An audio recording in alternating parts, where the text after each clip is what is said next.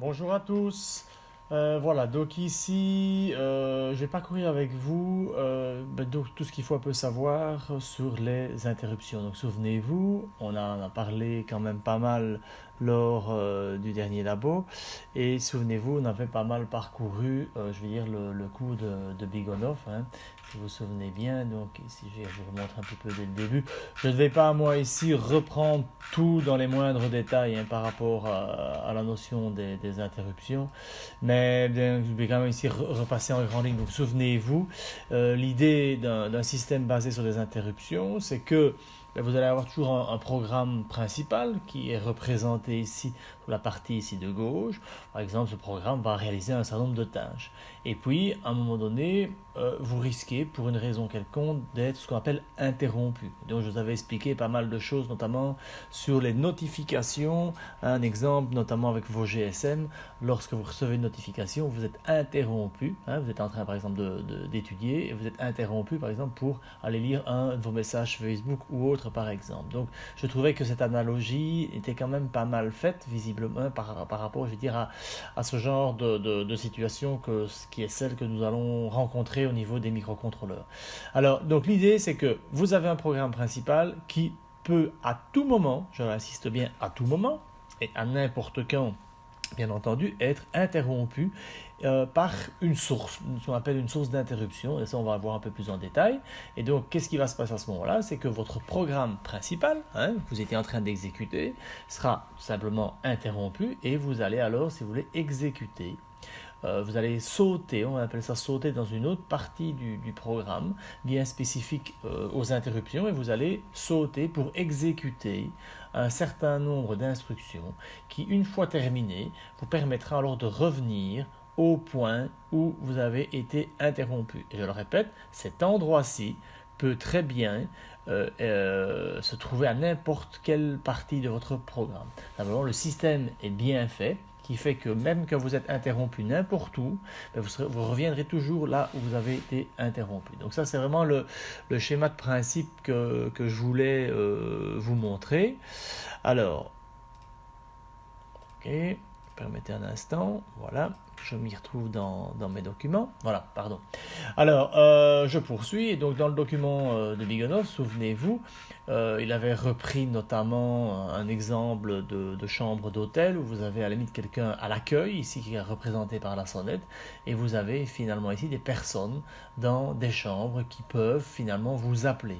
Et donc l'idée, c'est que dès que la sonnette va retentir, vous allez vous dire quelqu'un m'appelle, quelqu'un va m'interrompre.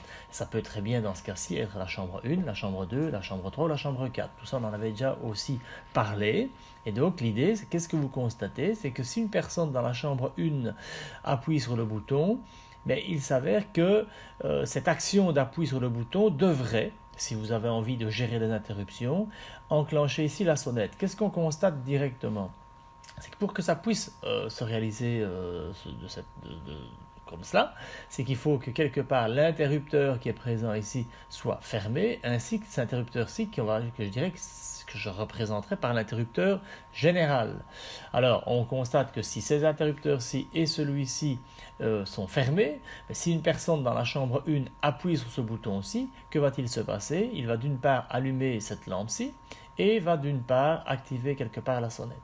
Si ces lampes-ci sont par exemple reprises sous un tableau au niveau de l'accueil par exemple, la personne qui est à l'accueil va tout simplement entendre d'une part la sonnette, donc il sait à ce moment-là que quelqu'un l'appelle, et alors pour savoir de quelle chambre provient l'appel, il suffira alors de regarder laquelle des lampes ici est allumée. Il est clair que tout ce que je viens d'expliquer par rapport à cet interrupteur qui doit être fermé pour que la personne dans la chambre 1 soit en mesure d'appeler la réception, tout ça bien entendu doit être aussi, si on veut bien entendu que la personne de la chambre 2, chambre 3, chambre 4 soit aussi capable d'interrompre le réceptionniste, mais il est clair que ces trois interrupteurs-ci doivent être également aussi fermés pour que tout ça puisse fonctionner. Ce qui veut dire qu'à ce moment-là, si les quatre interrupteurs sont fermés, c'est une des ou un une des personnes dans les 4 chambres ou plusieurs chambres en même temps, on appuie sur le bouton ici. Que va-t-il se passer? On va enclencher la même sonnette, mais le réceptionniste, il suffira alors, quant à lui, il suffira de regarder si les lampes de la chambre 1, la chambre 2, la chambre 3, par exemple, sont allumées. Et donc, il saura comme cela, par exemple, s'il y a 3 lampes d'allumées, que, par exemple, la chambre 2, la chambre 3 et la chambre 4 ont demandé quelque part une interruption, donc nécessite quelque part qu'on s'intéresse à ces personnes en question. Donc ça, c'est la synoptique que Bigonov, lui, utilise, qui je trouve est très bien fait. Alors, en pratique, si vous voulez, au niveau du microcontrôleur, vous allez voir que ce qui était représenté ici sous la forme d'interrupteur vont, si vous voulez, être redessinés sous cette forme-ci. Alors, on retrouve finalement un peu les mêmes choses. Alors, qu'est-ce qu'on constate? C'est que, bien entendu, l'exemple de la chambre 1 jusqu'à la chambre 4, c'est vraiment pour mettre le principe de l'interruption en évidence. Par contre, dans le cas du microcontrôleur, vous allez voir que les sources d'interruption, donc les événements qui peuvent déclencher une interruption, sont de nature différente. Par exemple, ici, dans la synoptique qui vous est représentée ici, il peut y avoir, si vous voulez, dans ce cas-ci, 4 sources disponibles dans ce cas du pic en question ici. Alors, par exemple, vous voyez là que on va voir que ici, par exemple, on y reviendra plus tard, mais c'est un débordement du timer, par exemple. On verra que ça peut être une source d'interruption. Vous allez voir aussi, par exemple, dans ce cas-ci, regardez, modification des pins RB4 à RB7, vous allez voir que si il y a un changement d'état logique sur ces pins d'entrée, enfin sur ces pins du port RB, donc du port B de 4 à 7, si elles sont configurées en entrée et qu'il y a une modification de l'état logique sur ces pins, vous allez voir que ça pourra alors engendrer une interruption. Ce qui est génial, par exemple, pour cela, c'est que, imaginez que vous avez un programme qui est en train de s'exécuter, qui fait une tâche, mais si vous venez appuyer sur un bouton poussoir qui est raccordé à la pin RB4 ou RB6 ou RB7, etc., cela pourra alors déclencher une interruption. Et qu'est-ce que vous constatez? C'est qu'à ce moment-là, vous allez avoir de nouveau une ampoule qui va ici s'éclairer. En réalité, en pratique, ce sera ce qu'on appelle un flag, donc un bit qui va lui passer à 1 pour vous informer qu'il y a bien eu une interruption sur cette zone-ci. Par contre, regardez aussi, vous voyez que l'interrupteur qui est là est hyper important, ça représente l'interrupteur de tout à l'heure, et il sera matérialisé ici par un bit, on appelle un enable bit, qui lui, s'il est à 1 ou à 0, permettra alors l'autorisation ou pas de l'interruption pour, en tous les cas, la modification d'un des 4 bits sur le port B. Bien entendu, l'interrupteur général qui a été représenté tout à l'heure est aussi ici représenté par un bit GIE qui est le Global Interrupt Enable Bit, si vous voulez. Et donc, à ce moment-là, si on a bien autorisé, par exemple, l'interruption sur une modification de la pin RB4 jusqu'à RB7, en ayant bien pris le soin de mettre ce bit ici à 1 ainsi que celui-ci, dès que vous allez si c'est un circuit qui est câblé de cette manière, bien entendu, si vous avez un changement d'état sur ces bits et ces entrées en question, ça va avoir pour effet de placer le flag à 1 et de générer une interruption. Et alors, qu'est-ce qui va se passer? À ce moment-là, le programme sera interrompu, comme le nom le dit, et on ira alors dans une autre partie du programme. Et dans ce cas-ci, si vous voulez, ce qui est marqué là, c'est branché à l'adresse 04. Parce qu'il est vrai que au niveau du mécanisme des interruptions, lorsqu'il y aura une interruption, votre programme va sauter à un endroit bien spécifique de votre zone mémoire, en l'occurrence ici l'adresse 04. Attention que l'adresse 04, c'est pour les pics qui est le 16F84, qui n'est pas le vôtre, mais vous allez voir que vous allez sauter à l'adresse 08. Mais vous allez voir également que tout ça sera relativement transparent, puisque vous allez voir qu'au niveau du langage C, au niveau du compilateur, tout va se faire de manière à ce que ce soit relativement transparent pour vous. Mais bon, voilà, je crois que le principe, ce qu'il faut retenir en tous les cas, c'est que votre programme va aller alors sauter à une partie bien précise dans votre programme principal. Voilà, donc ça c'est tout ce que je vous montre ici à l'écran, c'est tiré du coup de Bigonov, donc la partie 1 du coup de Bigonov. Vous allez voir, c'est très bien fait. Si jamais vous voulez avoir plus d'informations, ben, je vous invite bien entendu à y jeter un coup d'œil. Alors, si je remonte un peu plus haut dans le document, vous voyez justement que les différents bits qui sont ici sont justement liés à ce mécanisme d'interruption, et vous allez voir que notamment le registre int_con sera un registre que vous allez devoir manipuler pour bien gérer tout cela. Alors voilà, je poursuis. Dans la datasheet du PIC, vous voyez que les interruptions, donc ce qui traite des interrupts ici, donc les interruptions, vous voyez que tous les registres qui se trouvent ici dans ce chapitre seront liés de près, si vous voulez, aux interruptions. Donc, il est clair qu'il va falloir, en fonction du contexte dans lequel vous allez vous retrouver, aller un petit peu décortiquer ce qui se cache derrière tous ces registres pour bien entendu savoir ce à quoi correspondent chacun des bits et le rôle qu'ils pourront jouer dans le système en général des interruptions. Alors je poursuis. Alors je vais reprendre ici par exemple une autre feuille.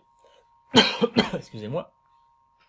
Alors si je prends par exemple le registre int_con, vous voyez, qui est celui qu'on a déjà vu tout à l'heure, vous voyez que de nouveau, chacun des bits de ce registre vont avoir si vous voulez, un rôle à jouer. Comme on peut déjà le voir ici, par exemple le GIE, c'est lui qui va quelque part jouer le rôle du Global Interrupt Enable Bit.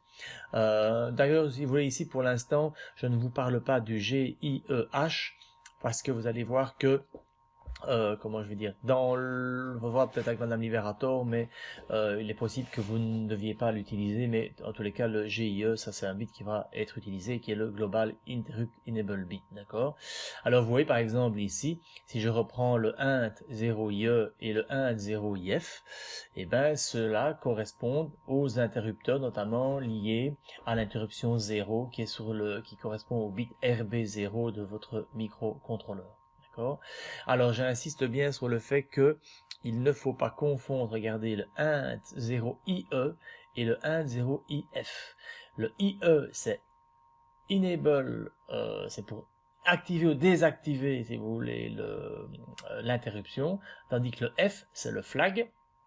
Et lui, ça veut dire qu'il vous informera qu'il y a eu une interruption. Ça veut dire que celui-là correspond à la lampe, et celui-ci correspond à l'interrupteur. D'ailleurs, si vous regardez dans la description ici, vous voyez bien que c'est l'enable bit, au niveau notamment, excusez-moi, donc celui-ci, int0IE, c'est enable bit, et le int0IF, là, c'est le flag bit. Donc ça, c'est vraiment important de bien distinguer les deux. L'un va autoriser, et l'autre va vous informer qu'il y a eu une interruption. Voilà. Donc là, je poursuis. Alors, en pratique, dans MPLAB, bien entendu, comment tout ça va se représenter? Donc ici, permettez-moi, donc je vais simplement fermer certaines fenêtres qui étaient déjà ouvertes, donc je vais retourner ici, je vais recommencer. Voilà, c'est OK. Alors, vous allez voir que dans votre programme principal, ben, vous allez retrouver toujours votre main, etc. avec une partie initialisation, une partie while 1 qui permettra en fait d'exécuter un programme principal. Alors ici j'ai repris, si vous regardez ici, bon j'ai mis pas mal de commentaires, c'est parce que bon je vous l'ai déjà expliqué, hein, donc parfois j'écris plusieurs lignes pour faire des tests et puis après je commente pour comment je vais dire ne plus qu'un seule ligne et d'effet sur le système. Mais pour mettre un peu en évidence ici le phénomène des interruptions, j'ai simplement fait un petit exercice qui en réalité, vous voyez, donc j'ai une delay ici de 2 secondes et je vais ici complémenter les bits du port D. Donc souvenez-vous, on avait déjà vu cela ensemble. Et donc toutes les 2 secondes, je change d'état. Ici, par contre, en dessous, j'ai simplement rajouté quelques lignes où je me dis, ben, tiens, je sais aussi que si je veux allumer ou éteindre les 7 segments de l'afficheur 7 segments, il suffirait par exemple de mettre soit 255 sur le lat D ou 0 sur le lat, 0 sur le lat A, pardon, non, j'ai dit lat D, lat A, pardon. Donc, mettre 255 dans le lat A, ça vous permet d'allumer toutes les LED, et 0, ça vous permet de les éteindre. Donc l'idée en fait ici, c'est que dans le programme principal, on fait clignoter à une fréquence très lente toutes les LED du port D, et je voudrais à chaque appui, soit sur le bouton S1, puisqu'il est relié à la pin RB0 ou RB1. Donc si j'appuie sur RB0, j'allume tous les 7 segments, et si j'appuie sur RB1, alors j'éteins tous les segments. En fait, vous allez constater ça que vous ne pourrez, votre programme ne pourra aller lire ces informations-là que donc, toutes les 2 secondes au minimum, puisque tant que vous êtes dans les délais, vous n'allez pas pouvoir faire grand-chose.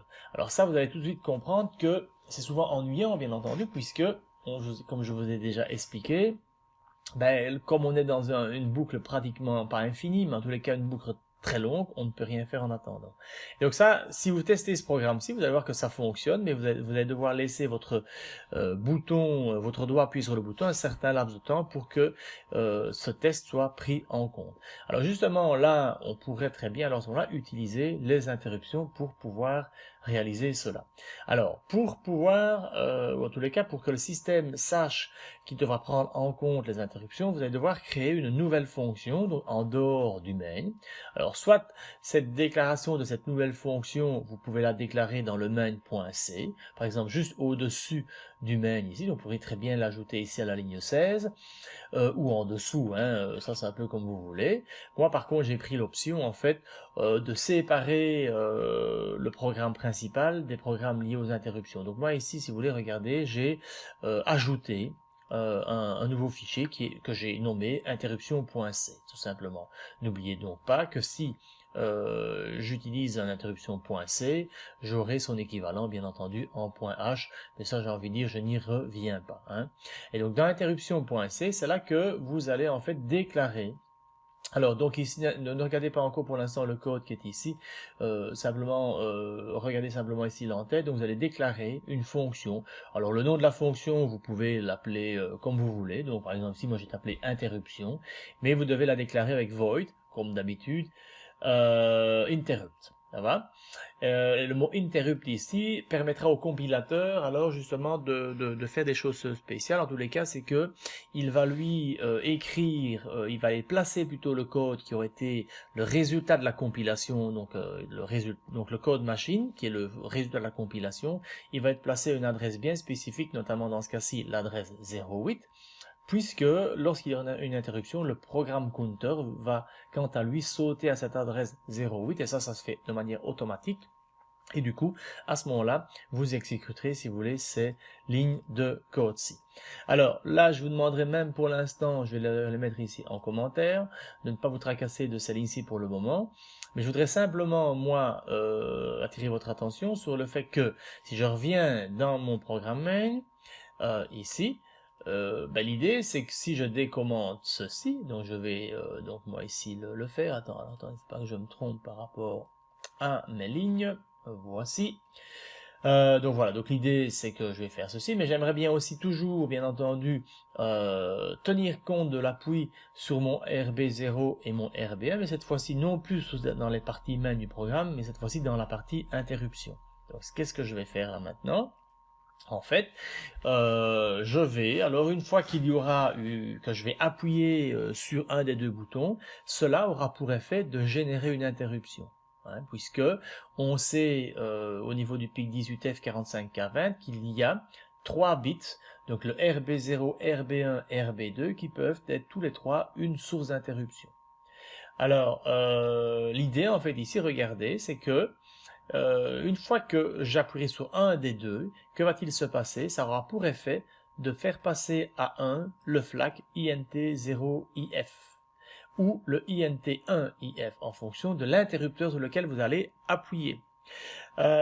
Comme ici j'ai autorisé les interruptions, si vous voulez, je teste également que mon bit est bien, mon interruption est bien autorisée, d'accord? Donc en d'autres termes, si je résume, lorsque vous allez appuyer sur l'interrupteur, comme vous aurez, préalablement, mais ça nous allons y revenir, vous aurez autorisé les interruptions sur l'entrée 1.0 ainsi que sur l'entrée 1.1.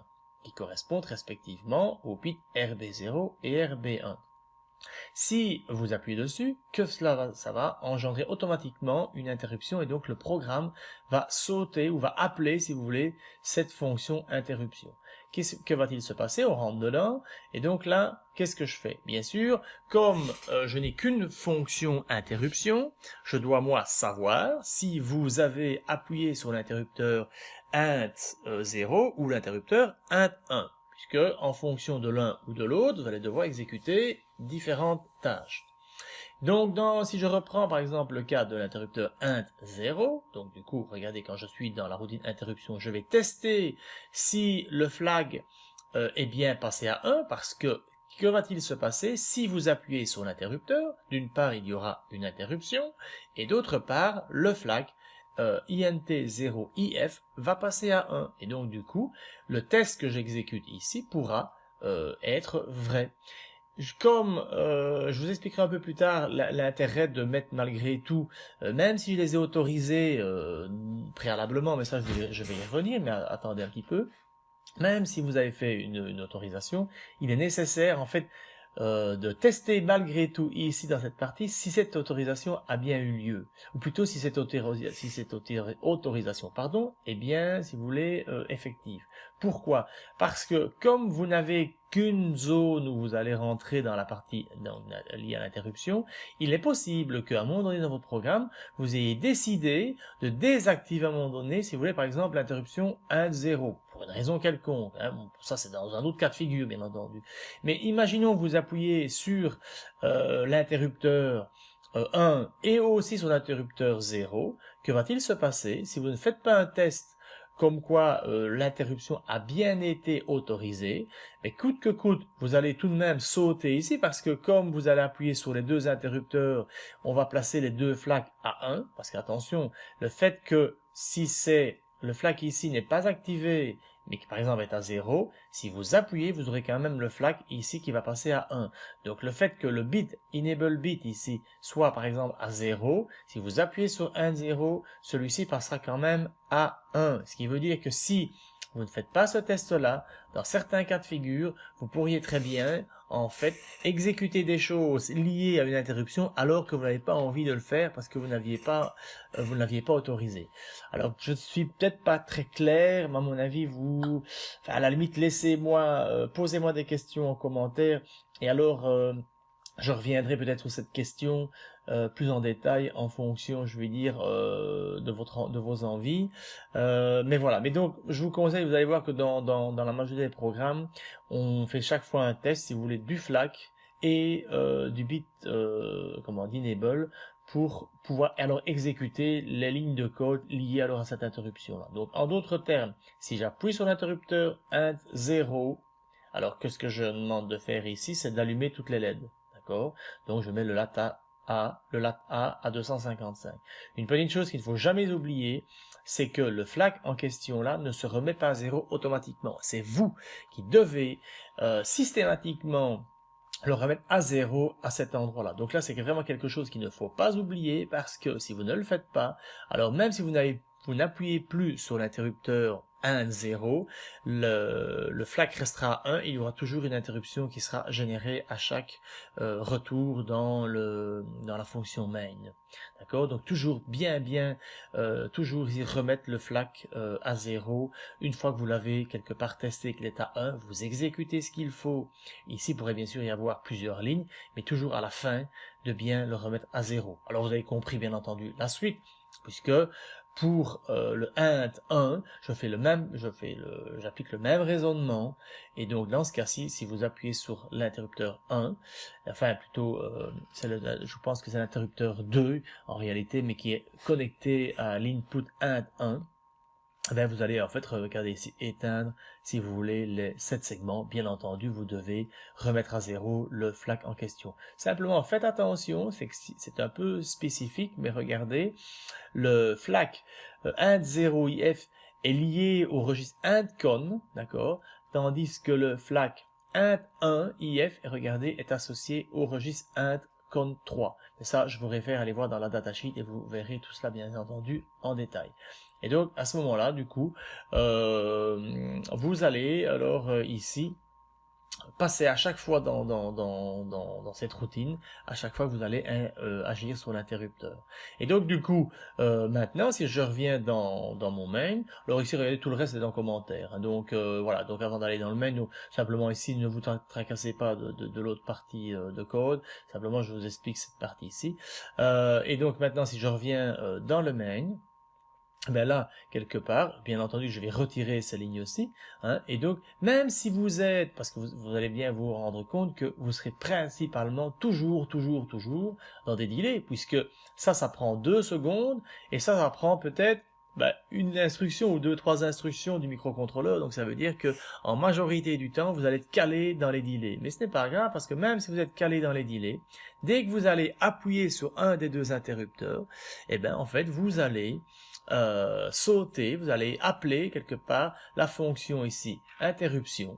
Hein, et donc, quel que soit l'endroit où vous vous trouvez dans la delay, vous allez exécuter ce code-ci. Une fois exécuté, le système reviendra là où il avait quitté la delay pour poursuivre, finaler son fonctionnement. Alors, vous allez vous rendre compte qu'à ce moment-là, en le testant sur votre petite carte, que l'appui sur les boutons RB0 et RB1 seront pris instantanément. Et ça, vous allez voir que justement, ce qui est génial, c'est que à ce moment-là, votre action sera tout de suite prise en compte, et ça, c'est bien entendu beaucoup plus efficace lorsqu'on fait des programmes un peu plus complexes. Hein, d'accord ?